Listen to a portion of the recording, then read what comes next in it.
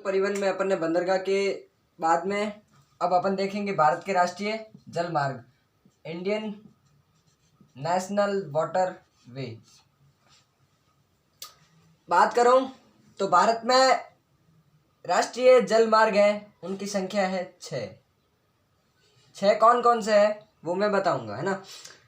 और इनको संचालन या नियंत्रण करने वाली संस्था है जो IWAI, उसका जो गठन है वो 1986 में किया गया है ना, याद रखना।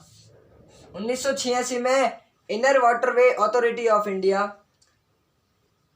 का गठन किया गया, जिसका मुख्य कार्य था कि इस संस्था जो कि राष्ट्रीय जल मार्गों की जो संस्था बनाई हुई है उसके ऊपर जो संचालन करने वाली, नियंत्रण करने वाली प्रमुख संस्था के रूप में इसका गठन किया गया। इसका अर्थ है भारतीय अंतःस्थलीय जलमार्ग प्राधिकरण, भारतीय अंतःस्थलीय जलमार्ग प्राधिकरण, IWAI का पूरा नाम। बात करते हैं राष्ट्रीय जलमार्ग नंबर पहले की, नेशनल वाटरवे फर्स्ट। पहले की मैं बात करूं तो इसमें लिखा हुआ है हल्दिया से इलाहाबाद, यूपी में है इलाहाबाद और पश्चिम बंगाल में है हल्दिया। पश्चिम बंगाल ये रहा, पश्चिम बंगाल का हल्दिया और यूपी के इलाहाबाद में। नेशनल वाटरवे नंबर 1 जो कि हल्दिया से इलाहाबाद, हल्दिया से इलाहाबाद, जिसकी कुल लंबाई 1620 किलोमीटर है, जो कि सबसे बड़ा नेशनल वाटरवे है। ये इसके ऊपर जो नदी है या इस नदी के ऊपर जो ये राष्ट्रीय मार्ग बना है उस नदी का नाम है गंगा, रिवर दिया है मैंने गंगा। दूसरे वाटरवे की बात करूं तो ये असम के सदिया से असम के धुबरी के मध्य है, असम के सदिया से धुबरी के मध्य, और इसमें जो नदी है वो है ब्रह्मपुत्र। असम ये रहा, असम के सदिया से असम के धुबरी तक नदी कौन सी? ब्रह्मपुत्र। आगे नेशनल वाटरवे नंबर 3, दूसरे में अपन लंबाई देखें तो 891 किलोमीटर, ये सारी किलोमीटर में है, जगह कम होने के कारण मैंने इसको शॉर्ट रूप में लिखा है।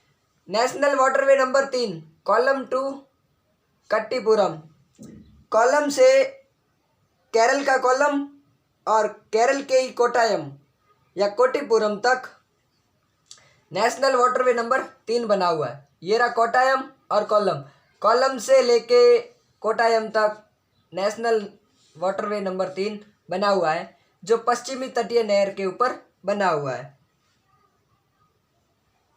ये हो गया, इसकी लंबाई 205 किलोमीटर बताई गई है। नेशनल वाटरवे नंबर 4 काकीनाडा से पुडुचेरी, काकीनाडा है तमिलनाडु, काकीनाडा सॉरी आंध्र प्रदेश है ना, आंध्र प्रदेश से तमिलनाडु, पुडुचेरी है तमिलनाडु में। काकीनाडा आंध्र प्रदेश से पुडुचेरी तमिलनाडु तक नेशनल वाटरवे नंबर 4 बना हुआ है, जो कि गोदावरी और कृष्णा नदी पर अवस्थित है या स्थित है। नेशनल वाटरवे नंबर 5 चौथे की लंबाई है 1078 किलोमीटर। बात करूं मैं नेशनल वाटरवे 5 की तो ये उड़ीसा के तलचर से उड़ीसा के ही धमरा तक है, तलचर से उड़ीसा के ही धमरा तक। अब उड़ीसा कहाँ है? यहाँ पे उड़ीसा के तलचर, यहाँ है तलचर और यहाँ है धमरा, ये लिखा हुआ है तलचर। उड़ीसा के तलचर से उड़ीसा के ही धमरा तक इसकी कुल लंबाई 588 किलोमीटर है और ये ब्राह्मणी नदी पर स्थित है, या ब्राह्मणी नदी पर ही बनाया गया है। नेशनल वाटरवे नंबर 6 छठे की बात करूँ तो ये असम के भंगा से असम के लखीपुर तक स्थित है, लखीपुर से भंगा तक। अब असम कहाँ है? असम वापस वहाँ पे। ये रही इसकी स्थिति कि लखीपुर से भंगा तक, जो कि इन प्रोग्रेस है, ये कार्यरत है, जो कि बराक नदी पर बना हुआ है। इसकी कुल लंबाई 120 किलोमीटर है। यह सबसे छोटा जलमार्ग है भारत का, भारत का सबसे छोटा जलमार्ग। नेशनल वाटर नंबर 6 120 से 21 हो गई है, इसकी लंबाई 121, ध्यान रखना 120 से 21 हो गई है। बात करूं नदियों की एक बार शॉर्ट रूप में तो नेशनल वाटरवे नंबर 1 की नदी है वो गंगा, नेशनल वाटरवे नंबर 2 की ब्रह्मपुत्र, नेशनल वाटर नंबर 3 पश्चिमी तटीय नहर, यहाँ की जो नहर है वो इसकी नदी बनी हुई है।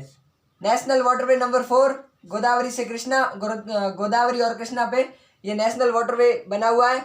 नेशनल वाटरवे 5 जो कि तलचर से धमरा तक है 588 किलोमीटर, उसकी जो नदी है ब्राह्मणी जो कि डेल्टा पर स्थित है। नेशनल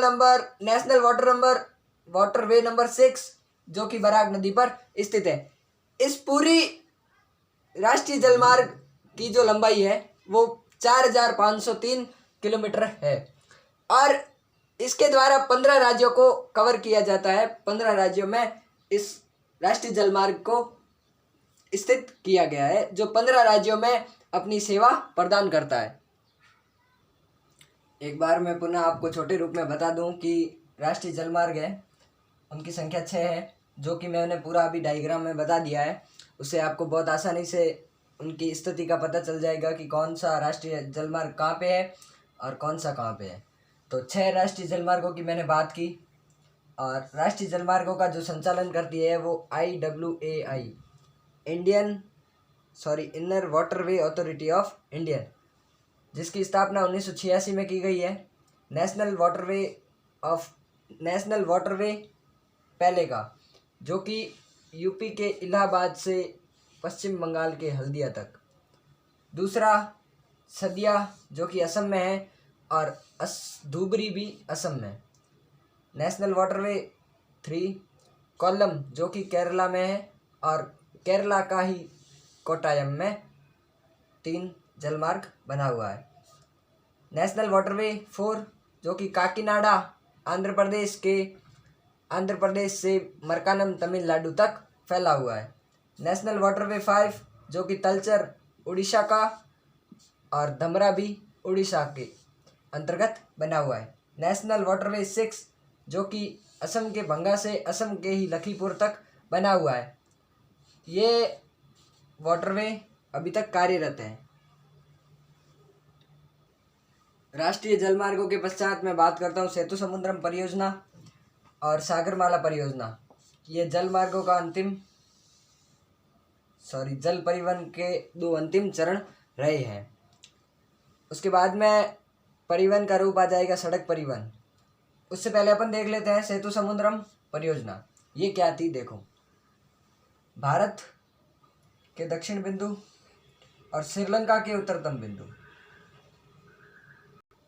दक्षिणतम बिंदु है जो पंबन द्वीप और श्रीलंका का उत्तरी जो द्वीप है वह तलाई मन्नार है।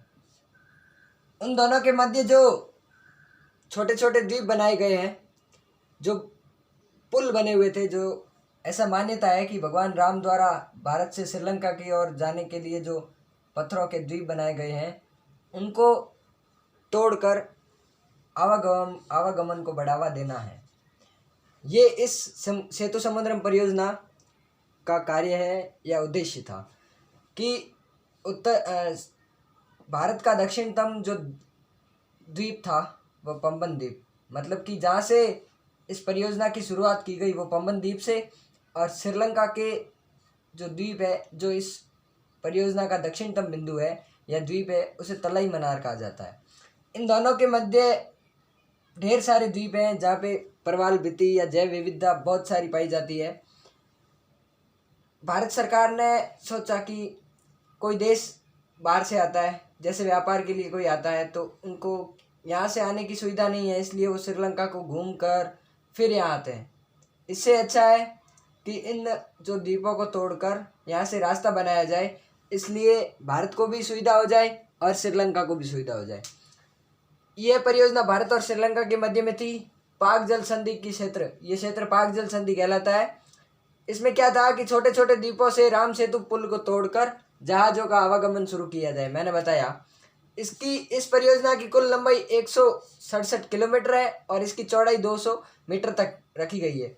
2003 में प्रस्तावित की गई थी, परंतु निर्माण से पूर्व ही स्थगित कर दी। इसके कारण क्या थे कि श्रीलंका सरकार में आपत्ति बन गई कि हमारे व्यापार में कमी आ जाएगी या जो भी जहाज है वो सीधे यहाँ पे रुकना स्टार्ट हो जाएंगे। कुछ राजनीतिक कारण भी थे और कुछ लोगों की तो धार्मिक आस्था थी कि ये भगवान श्री राम द्वारा बनाए गए हैं। अब कुछ कारण क्या है कि प्रवाल भित्ति को बचाने हैं, तो प्रवाल भित्ति या जैव विविधता को संरक्षण देने के लिए इस सेतु समुद्रम परियोजना को स्थगित कर दिया गया। दूसरी परियोजना देखते हैं अपन, सागरमाला परियोजना।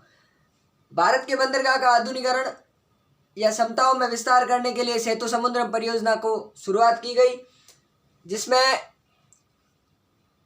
बंदरगाहों को जल परिवहन की सुविधाओं के दृष्टिकोण से श्रमबद्ध करने हेतु चलाई गई।